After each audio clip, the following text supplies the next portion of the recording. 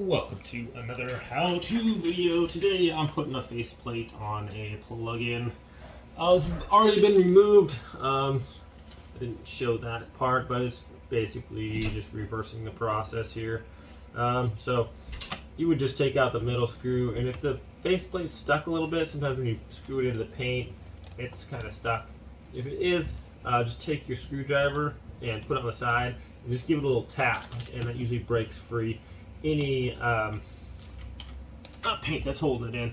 So I like to get this started a little bit with just my hand, just in case. These ones aren't going to fall out because they're kind of got a little backing thing on them to keep them protected.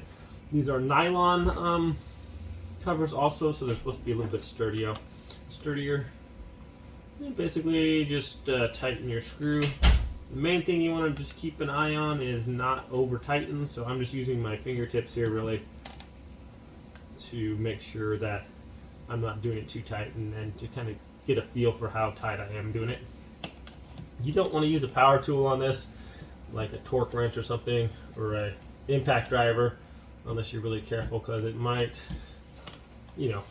split this, even though these are supposed to be unbreakable. So these are nylon covers. You can use metal ones. I'll link these in the description below if I can find some.